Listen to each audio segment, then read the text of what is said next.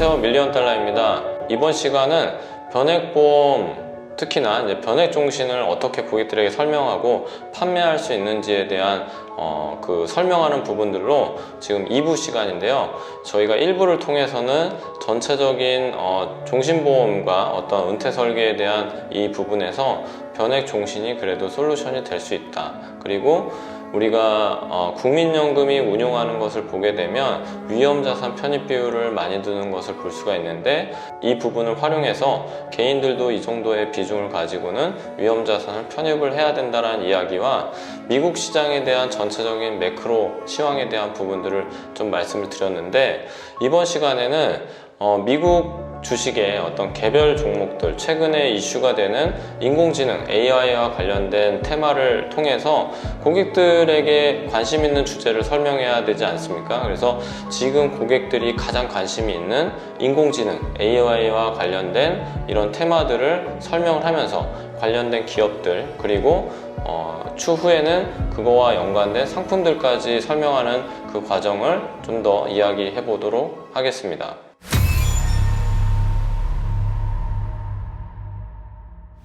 첫 번째 우리가 이야기할 종목은 엔비디아입니다. 엔비디아를 과연 10년 전에 샀다면 우리는 어떻게 됐을까요? 구체적인 좀 내용을 좀 들여다보도록 할 텐데요.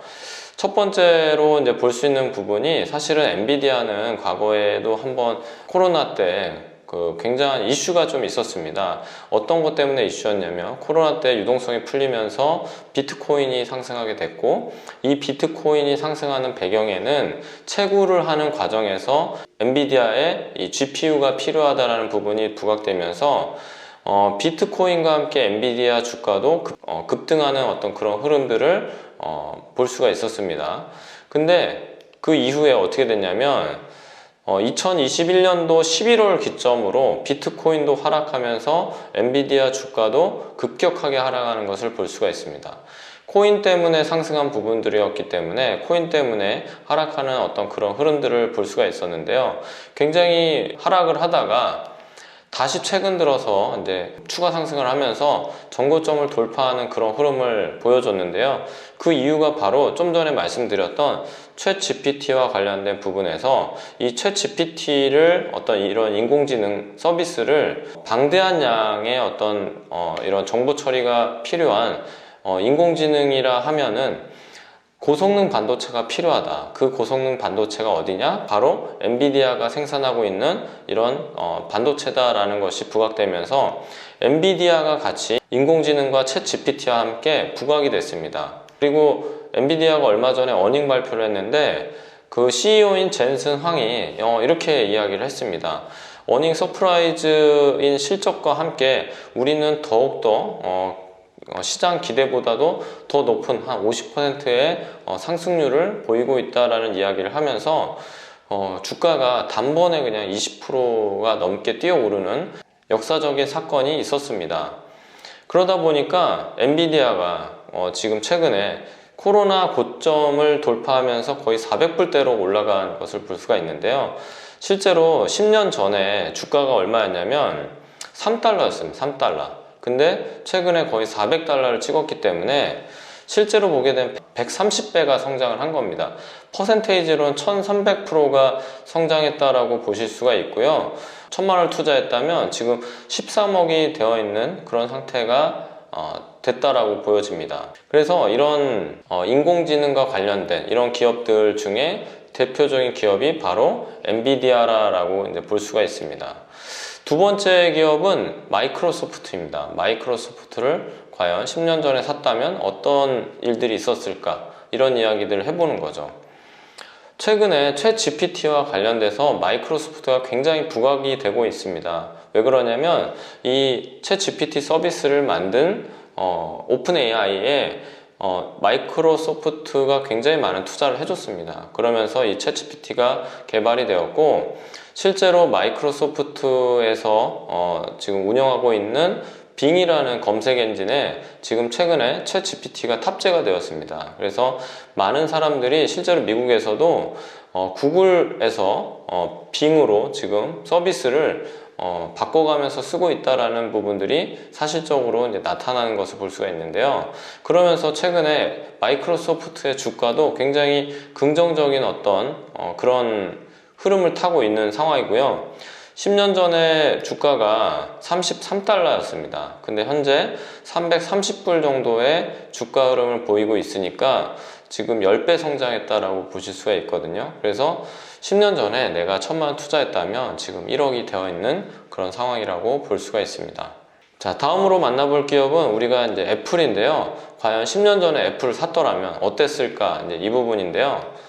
자, 최근에 이제 물론 이제 우리가 애플에 대해서는 아이폰, 아이패드 뭐 여러 가지 부분들의 이슈를 다 알고 있지만 가장 최근에 나온 따끈따끈한 소식으로는 바로 이제 비전 프로라고 하는 이제 고글 형태의 어떤 그런 새로운 장치가 나왔다라는 것이 이제 혁신이라고 볼 수 있죠. 애플이 아이패드라는 것을 세상에 만들었을 때는 컴퓨터냐 핸드폰이냐 이 중간에 해당하는 어떤 그런 디바이스를 만들었기 때문에 사람들이 처음에는 좀 신기하다. 과연 저게 근데 좀 보편적으로 사람들이 쓸까 이런 의문점 들었지만 지금 보시게 되면 상당히 많은 분들이 태블릿 PC로 이 아이패드로 많은 일들을 하는 것을 볼 수가 있습니다. 근데 그런 과정에서 보게 되면 이 비전 프로라고 하는 것은 정말 또 다른 혁신이 있을 수밖에 없는 그런 디바이스라고 할 수가 있는데요. 첫 번째 특징은 이 비전 프로는 공간 컴퓨팅의 능력이 있다는 것입니다. VR 장비인 비전 프로를 착용했을 때 우리가 보는 환경에서 마치 이제 컴퓨터가 미래 세계에서 본 것 같은 마치 영화에서 본 것과 같은 그런 세상이 보여지고요. 거기에서 우리가 필요로 하는 여러 가지 웹사이트라든지 여러 가지 이제 그런 창들을 띄워놓고 작업을 할 수 있는 이런 부분들이 있다라는 것이 굉장히 혁신이었고요.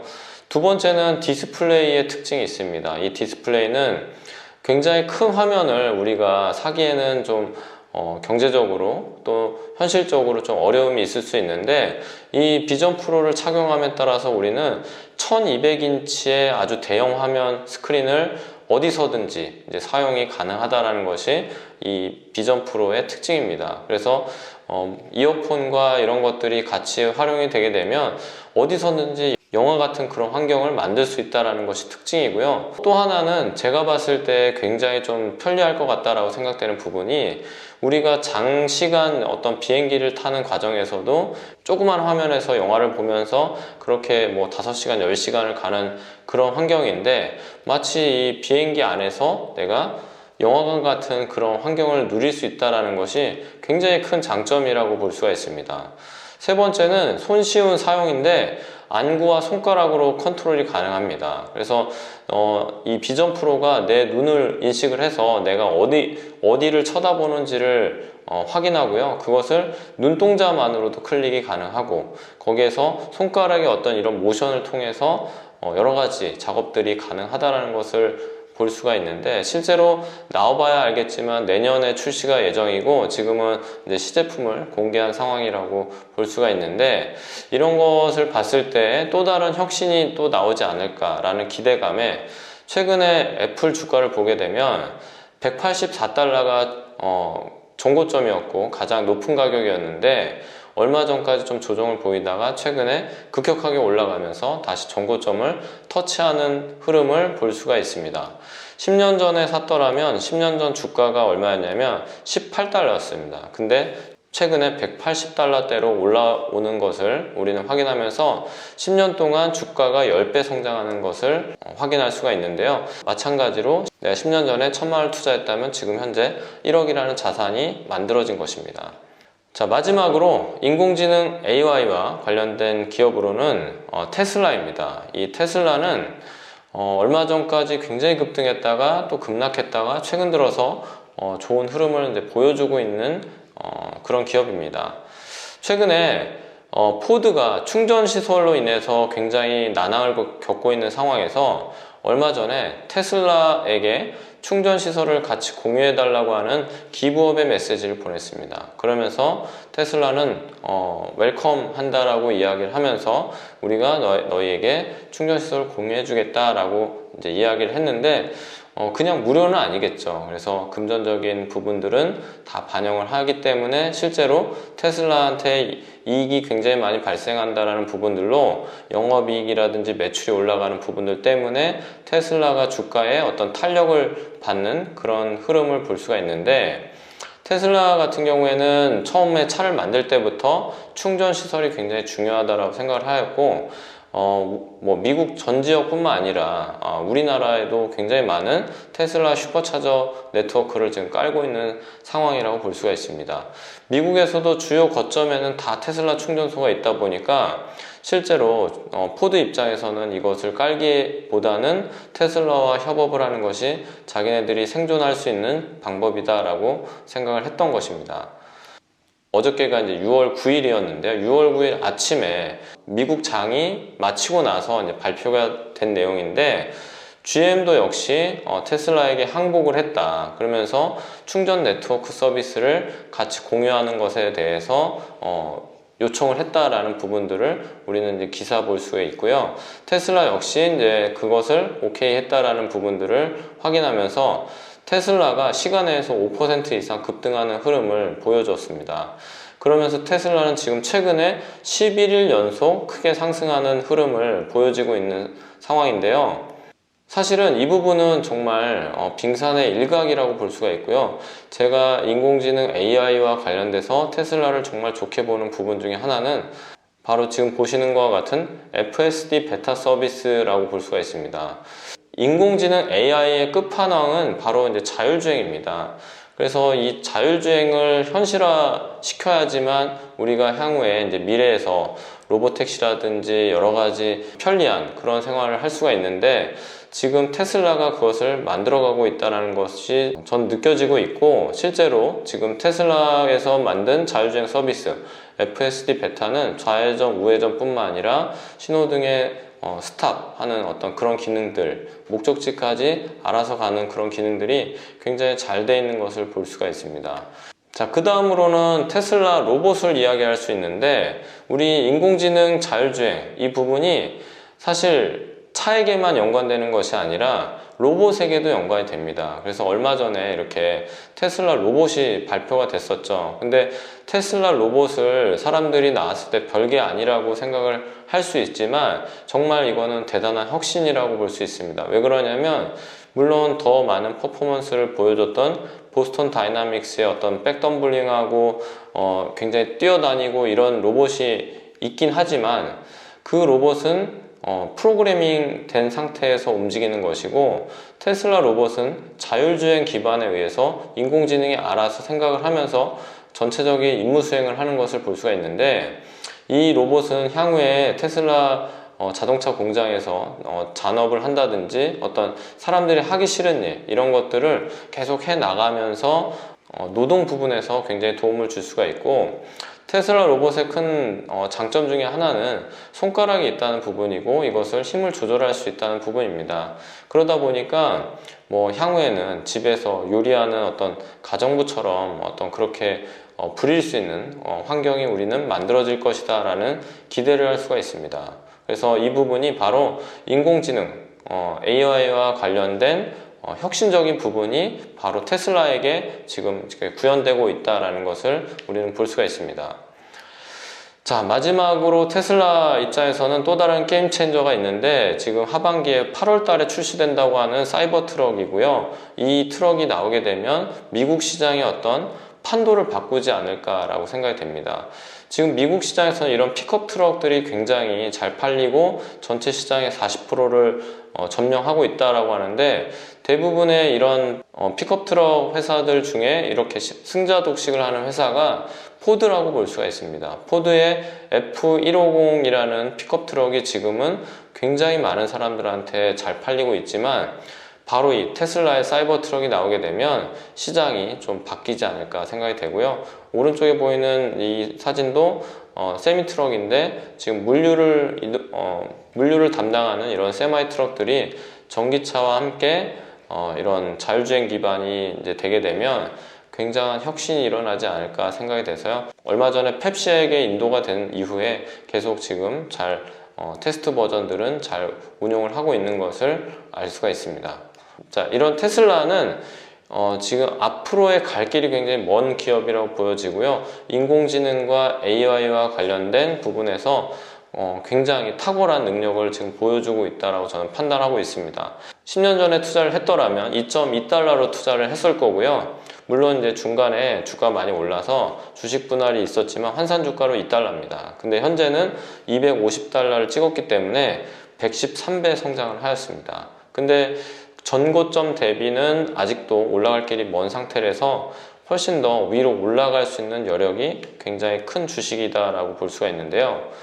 지금까지 여러 기업들을 봤는데 엔비디아부터 테슬라까지 이런 기업들은 우리가 경제적 혜자가 있는 기업이다라고 이야기를 합니다. 그래서 이런 경제적 혜자, 다른 기업들이 쉽게 넘볼 수 없는 기술들을 갖고 있는 기업들은 앞으로 5년 뒤, 10년 뒤, 20년 뒤에 더 크게 성장하면 성장했지 더 쪼그라들진 않는다라고 할 수가 있죠. 그래서 이 기업들의 미래가 더 기대가 되기 때문에 이런 기업들에게는 장기 투자를 하는 것이 맞다라고 보여집니다.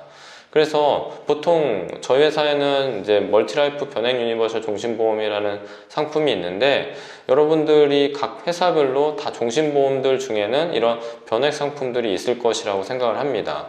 근데 저희 회사 기준으로 최근에 변액 종신보험들의 펀드 라인업을 보게 되면 최근 수익률을 봤을 때 가장 많이 상승한 펀드는 일본 주식형과 미국 주식형 2라고 보여지는데요.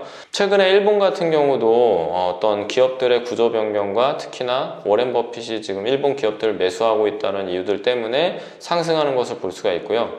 지금 보여드렸던 이런 빅테크 기업들, 인공지능과 AI와 관련된 기업들이 많이 몰려있는 섹터가 바로 나스닥입니다. 저희 회사의 미국 주식형 2 펀드는 이렇게 나스닥을 추종하는 QQQ ETF를 그대로 이렇게 탑재해서 쓰고 있다라고 보시면 됩니다. 그래서 최근 5년간의 수익률을, 누적 수익률을 보게 됐을 때 81%의 수익률을 냈다라고 이제 보여지는데요. 저는 그래서 꾸준하게 미국 주식을 사 모으는 방식으로 장기 투자를 한다면 변액 종신보험이라 하더라도 충분히 좋은 수익률을 낼 수 있다라고 생각을 합니다. 그래서 제가 이제 변액종신보험을 30세 남자 기준으로 이렇게 설계를 했을 때 10년 납 기준으로 41만 5천 원이 나오는데요. 주계약 1억입니다. 금감원 지시로 인해서 우리가 그 고객들에게 보여줄 수 있는 수익률 표는 마이너스 1%, 2.25%, 3.375%로 너무 적은 수익률만 보여질 수밖에 없는 상황인데요. 이러한 지금 배경 지식들이 고객들에게 전달이 된다면 최소한 7% 이상의 수익률을 좀 보여줄 수 있지 않겠냐라는 것이 설득이 될 수 있습니다. 그렇게 되면은 10년째 3.375%일 때 환급률이 76.5%라고 돼 있는데 저는 최소한 이것의 2배 정도는 될 수 있을 거라고 생각을 하고 실제로 고객들에게 이런 변액 종신보험들을 판매하고 지금까지 잘 매달 펀드 변경을 통해서 관리하고 있는 부분이다 라고 볼 수가 있습니다. 그래서 펀드 변경 역시 실제로 미국 주식이 좋은데 왜 변경을 하느냐라고 할 수 있겠지만 매크로 시황에 따라서 주식 비중을 좀 줄여야 될 때가 있고 늘려야 될 때가 있습니다. 그래서 정말 오버슈팅이 나왔다 그러면은 좀 주식 비중을 좀 줄일 필요가 있고요. 좀 저점 부근이다 라고 했을 때는 주식 비중을 늘려가면서 그렇게 비중 조절을 하는 것이 저는 좀 더 현실적인 대안이다 라고 보여집니다. 그래서 우리가 만나는 고객들의 포트폴리오를 봤을 때 단기자금과 중기자금, 장기자금, 그리고 이것을 안전하게 지키는 보장자산, 이렇게 가는 것이 포트폴리오 구성이라고 할 수가 있는데 우리가 만나는 직장인 고객들이 생각보다 돈이 많지 않습니다. 그러다 보니까 단기자금, 중기자금, 장기자금, 보장자산을 따로 준비해 주는 것보다는 장기자금과 이 보장자산을 하나로 합쳐서 장기자금 플러스 보장자산인 변액 종신보험을 이렇게 설계해 주는 것이 현실적인 재무 설계 방향이지 않을까 싶습니다. 그래서 제가 만나는 고객들의 상당수는 이렇게 보장자산으로 어느 정도 은퇴 플랜과 보장자산을 같이 가져가는 어떤 그런 흐름을 만들고요. 물론 중기에는 변액 적립보험과 같은 형태로 5년에서 10년 정도 사용해야 되는 어떤 그런 자금들을 모아주기도 하고 단기적으로는 펀드라든지 주식 이런 형태로 이제 모아주는 것이 지금 전체적인 그림이라고 볼 수가 있는데요. 자, 이런 구조를 이야기하시고 고객들에게 변액보험에서 어떤 장기 투자의 어떤 이런 부분들, 비과세 부분이라든지 자, 이런 것들이 잘 고객들에게 전달이 된다면 충분히 좋은 상품이라고 고객들도 인지를 할 것이고요. 이렇게 해서 여러분들도 좋은 전문가, 그 다음에 좋은 관리자 이렇게 되는 것이 저는 올바른 보험 판매의 어떤 수순이지 않을까라고 생각을 합니다. 그래서 제가 지금까지 2부에 걸쳐서 변액보험을 어떻게 어프로치하고 어떻게 설명하고 어떻게 판매까지 이루어지면서 어떻게 포트폴리오를 구성하는 것까지 이 부분까지 말씀드렸는데 자, 도움이 되셨다면 구독과 좋아요, 알림 설정 부탁드리고요. 저는 다음 시간에 더 유익한 영상으로 여러분들을 찾아뵙도록 하겠습니다. 감사합니다.